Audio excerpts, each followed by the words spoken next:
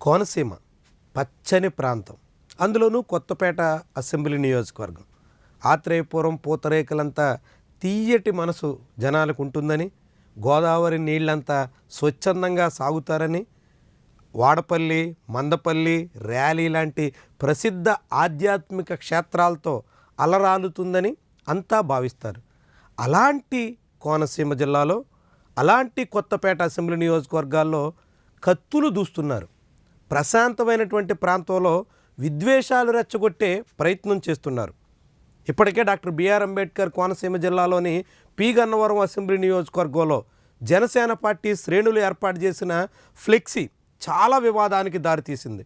ఎదుటివారిని రెచ్చగొట్టే రీతిలో, కుల విద్వేషాలు పెంచే ధోరణిలో చేస్తున్నటువంటి ప్రయత్నం చాలామందిని విస్మయానికి గురి చేసింది. సరిగ్గా అదే సమయంలో ఉప ముఖ్యమంత్రి, జనసేన పార్టీ అధినేత పవన్ కళ్యాణ్ పుట్టినరోజు వేడుకల్లో కొత్తపేట నియోజకవర్గ కేంద్రంలో ఏం జరిగిందో చూడండి. మీరు చూస్తున్నారు వీడియో, చాలా క్లియర్గా కత్తులు దూస్తున్నారు. నడి రోడ్డు మీద కత్తులు పట్టుకుని వీరంగం చేస్తున్నారు.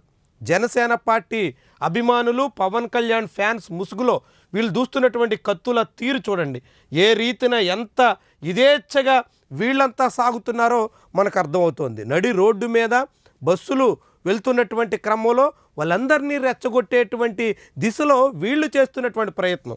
ఇది పవన్ కళ్యాణ్ పుట్టినరోజు వేడుకల సందర్భంగా చేసినటువంటి వీరంగం. దీన్ని ఏమనాలి అసలు?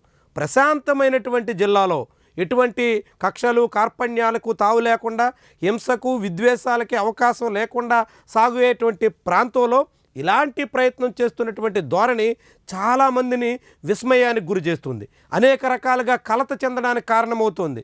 అనేక మందిలో కొత్త అలజడిని రేకెత్తిస్తోంది. ఇటీవల కాలంలోనే అంబేద్కర్ కోనసీమ జిల్లా అని పేరు మార్చే ప్రయత్నంలో అమలాపురం కేంద్రంగా విధ్వంసం జరిగింది. అది మర్చిపోకముందే మళ్ళీ అలాంటి విద్వేషాలు రెచ్చగొట్టే ప్రయత్నం చేస్తున్నారా అంటూ చాలామంది ఆందోళన వ్యక్తం చేస్తున్నారు. ఈ రీతిన నడి రోడ్డు మీద కత్తులు దూస్తూ వీరంగం చేస్తున్నటువంటి వాళ్ళని కట్టడి చేసేదానికోసం పోలీసులు ప్రయత్నం చేయకపోవడం, లాండ్ ఆర్డర్ సమస్య రేకెత్తిచ్చేదానికి ఎవరు పూనుకున్నా సహించబోము అంటూ పవన్ కళ్యాణ్ హెచ్చరిక చేసినటువంటి తరుణంలో ఆయన మాటలు బేఖాతరు చేస్తూ ఆయన అనుచరులే రోడ్డు మీద రెచ్చిపోతున్నటువంటి ధోరణికి ఎక్కడా ఫుల్ స్టాప్ పెట్టే ప్రయత్నం చేయనటువంటి పక్షంలో చాలామంది ఇలాంటి ధోరణుల మీద ఆందోళన వ్యక్తం చేస్తున్నారు. ప్రభుత్వ తీరుని తప్పుపడుతున్నారు. ఎదుటి వాళ్ళు రప్పా అంటూ ఒక ఫ్లెక్సీ పెడితే అరెస్ట్ చేసినప్పుడు ఇలా నడు రోడ్డు మీద కత్తులు దూసినటువంటి వాళ్ళని ఎందుకు వదిలేస్తున్నారు, ఎందుకని ఉపేక్షిస్తున్నారు?